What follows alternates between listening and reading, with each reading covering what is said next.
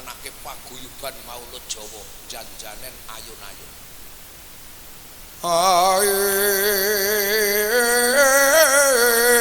Sholatullah wassalamu mugi kunjuk Kanjeng Rasul, mugi kunjuk Kanjeng Rasul.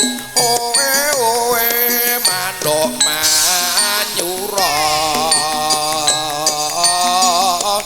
manuk manyura, ance ance lawang suwarga, ance ance lawang suwarga.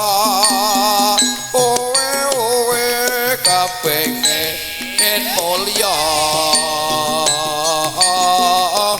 mlebu suwarga, wajib nindakake dawuh agama, tuntunane wali songo.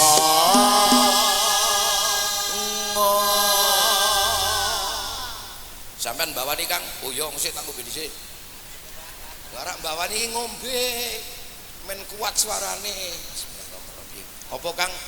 Tegana enakan. Iya.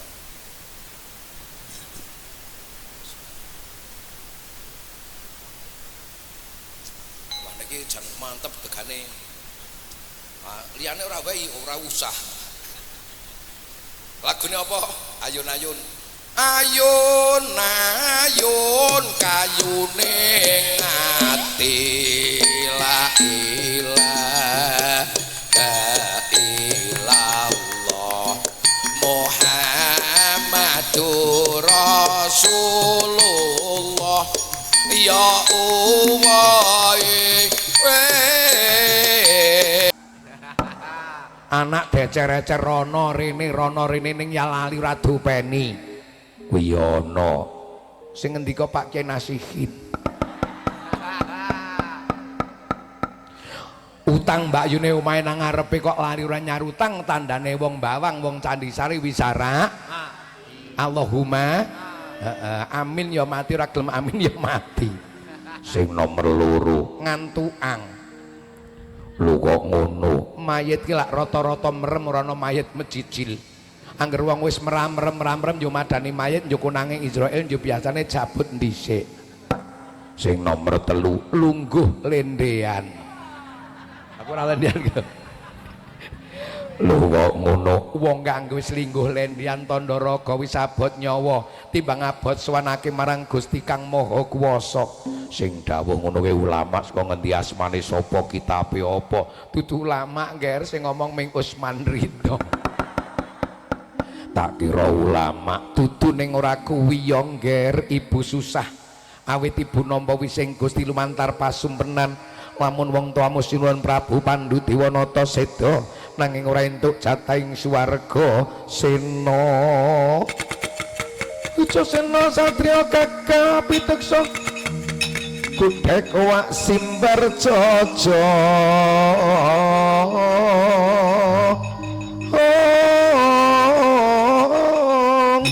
Klureng-klureng lamun antika pindha klerenging Simaludra.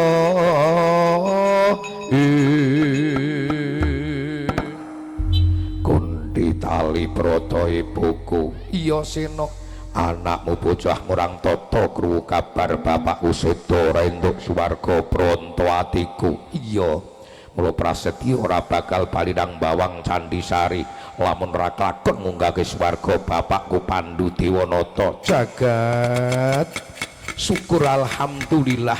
Bungah rasane atine wong tuwa. Ora rugi angonku mondhok-mondhokake najan to amben kataman tak dolke wedhus siji.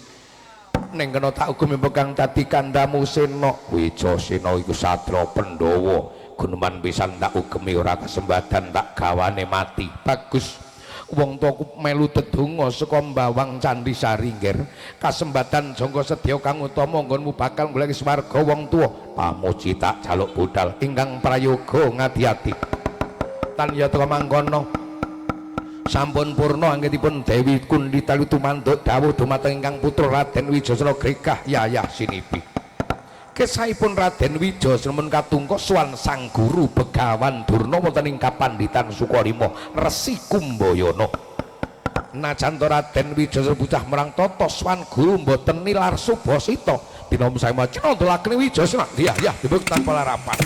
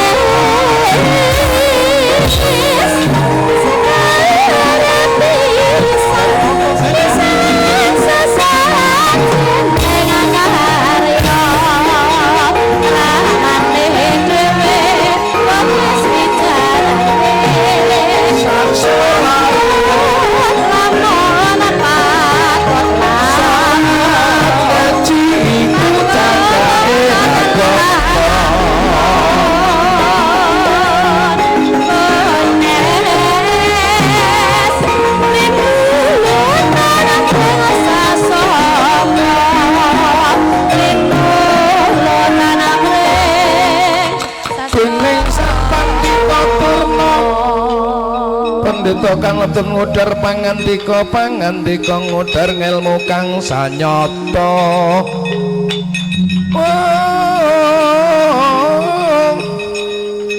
Lipat ngudar ngelmu samudana. Raja pamadyan ning waga manggol tombak mentrang gendhewa.